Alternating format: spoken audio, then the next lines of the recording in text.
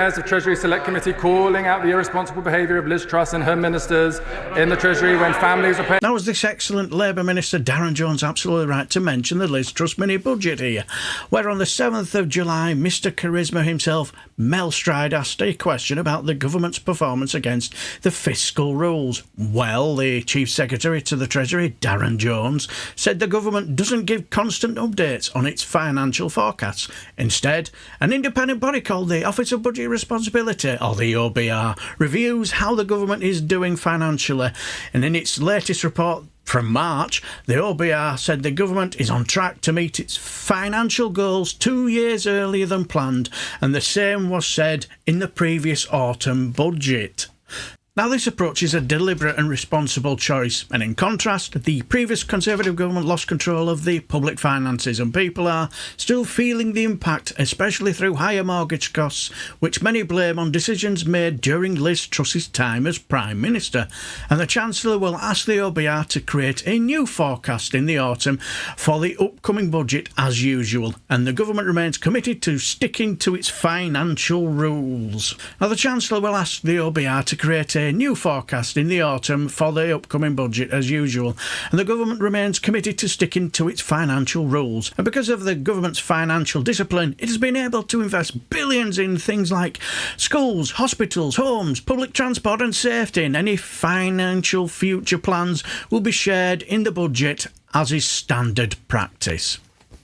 Well, Mr Charisma himself got up and said that the Chancellor said that she wouldn't promise any new spending unless it was fully paid for. But now the Chief Secretary to the Treasury is saying that we won't find out how the government plans to pay for £6 billion in new spending caused by recent U-turns until the autumn. This makes the government look divided and financially irresponsible. Yeah, from a Tory. So why won't the Chief Secretary explain how this extra spending will be funded?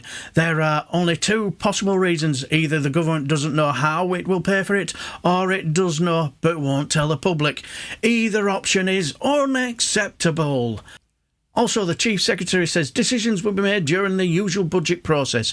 But that's not what's been happening. The government has already made big financial decisions outside the normal budget process, showing a lack of control over both their finances and their party. And previously, the Chancellor said there would be no more tax increases.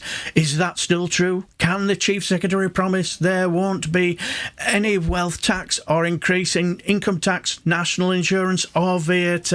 And she also said freezing tax thresholds would hurt working people and that she wouldn't extend the freeze. Is that still the case? And would the government avoid making the situation worse by promising to scrap the two-child benefit cap without saying how it would be paid for? Now, clearly our Mr Charismatic Mel Stride had even bored the pants off the Madam Deputy Speaker Caroline Nokes at this time. The Shadow Chancellor will know the time limit. I'm sure this is his last sentence. Yeah, it is indeed, Madam. It certainly is now, Madam Deputy Speaker. If ministers are again putting their house back in order, that must start right now with full transparency and proper answers. Yeah.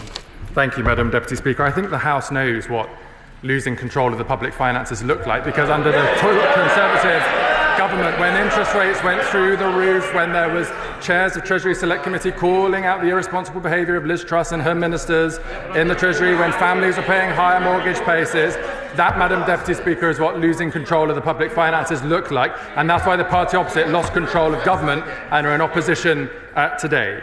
He asks me, Madam Deputy Speaker, to comment on forecasts of annually managed expenditure. He's asked me to comment on future tax decisions.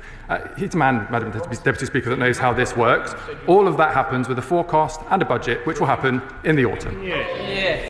Now, for me, I think it's an absolute crying shame that after the last election, the party of opposition wasn't anyone like the SNP or the Lib Dems. Now, can you imagine how Labour would have coped with either Stephen Flynn or Ed Davey in opposition, instead of this ridiculous and privileged party that still think that the electorate have taken leave of their senses for having the audacity to vote them out after 14 years of Tory rule and growl?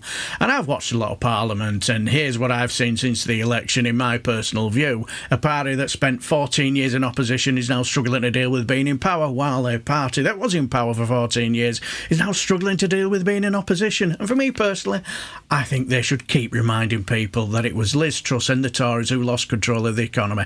Also, I would also keep reminding the public that Nigel Farage got a massive hard-on and shot his load over her mini-budget as well. Oh, he loved it, he did. He really did. But those are my thoughts. What are yours, my friends? Please let me know down below, and I shall bid you farewell and take care, my friends.